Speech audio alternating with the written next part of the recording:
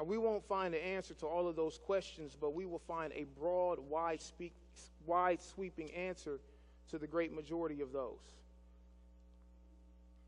Matthew chapter 22, we're going to start reading at verse number 34. I'm reading from the New King James Version. And just to set the stage for you, Jesus here is being interrogated, so to speak, by religious leaders. He's already been questioned by the Sadducees regarding the resurrection and whether or not there actually is a resurrection. And he's getting ready to be interrogated or questioned, so to speak, by an expert in the law. Okay, verse 34 of Matthew 22 says, "But when the Pharisees heard that he had silenced the Sadducees, they gathered together.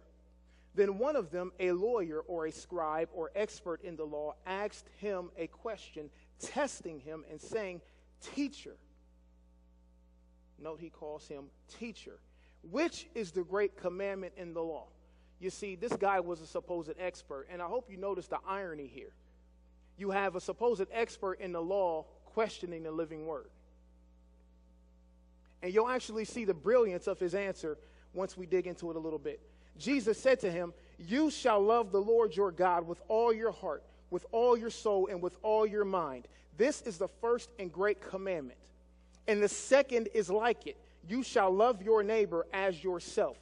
On these two commandments hang all the law and the prophets." So love the Lord your God with all your heart, with all your soul, and with all your mind. This is the first and great commandment. And the second commandment is like it. You shall love your neighbor as yourself.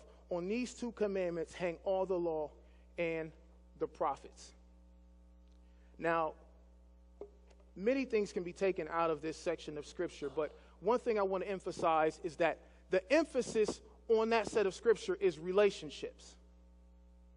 The emphasis is on vertical relationships, first of all. And what a vertical relationship is, it is your relationship with God and God's relationship with you. That is a vertical relationship.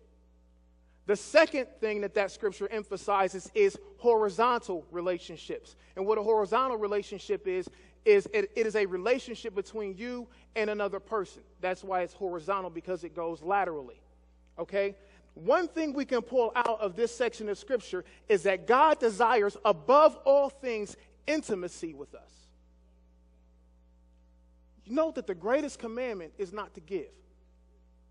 The greatest commandment is to love the Lord your God. So above all things, God desires intimacy in a close personal relationship with you. The second thing that God desires above all things, second to intimacy with you, is for you to have intimacy with your fellow man. Those are the two commandments. The first is, I want you to have this close, intimate relationship with me. The second thing is, I want you to have a close, intimate relationship with your fellow brothers and sisters. If you do that, you will satisfy everything I've ever commanded you. There may be no weightier scripture than these two verses. For Jesus himself said that the entire Old Testament is summed up by those two commandments. That's how brilliant his answer was. Remember, he said, on these two commandments hang all the law and the prophets. Up until that point, the only scripture that existed was the Old Testament. So Jesus basically said that if you fulfill these two commandments, you've kept the whole Old Testament. Therefore, sin, inconsistencies, bondages, and a lack of victory can be ultimately tied back to these verses. So if we are failing to keep one of those two simple commandments, then we're breaking the entire law. Therefore, what we need to do is we need to examine this portion of Scripture to see where we are prone to failure. Because the very definition of sin is to miss the mark. There is a mark that God has assigned. There is a specific goal he wants you to reach. If you fall short of that, if you don't hit that goal directly on target, that is sin. So if we are not loving the Lord our God with all of our hearts, with all of our mind, and with all of our soul, we are sinning. If we don't have an intimate, close relationship with each other, we are sinning. So let's break this down a little bit further. We sin when we view God as an impersonal God. We sin when we don't view the Lord as God. You see, built into this commandment, there's an assumption. Because he says, love the Lord your God. There's an assumption you've already settled the fact that he's God. Because it says, love the Lord your God. He doesn't say, believe I'm God. That's a built-in assumption. So he says, we sin when we don't view the Lord as God. Thirdly, we sin when we don't submit to his lordship. You see, recognizing he's God and submitting to the fact that he's God are two different things. Number 4, we sin when we don't love God with all we've got. And we talked about that. We're only going to talk about one or two of these actually today.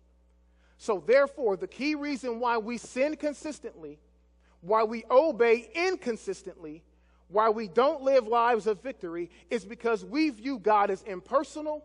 We don't view him as God. We have not submitted to his lordship, and or we don't love him with all we've got. Every single difficulty we have in our Christian walk can be tied back to one of those 4 things. And I really wrestled with this. I told my wife it's like working in a diamond mine, and I keep finding diamonds. And I'm like, which diamond do I show? Which diamond do I, there's so many diamonds here. Which one do I show? All right, before we dig into that, we have to answer a question. Why did God save us? Again, we're trying to answer questions here. Why? Why did God save us? We'll look at Numbers 15:41. Numbers 15. You don't have to turn there because we're going to move past this relatively quickly, but I will ask that it be put on the screen. Numbers 15:41. If you ask the typical person, why did God save them, they'll give you a general response, okay? They'll say, well, so I could not go to hell, so I could go to heaven, right? You see, for good reason, we focus on the saving work at Calvary, yet we stop there.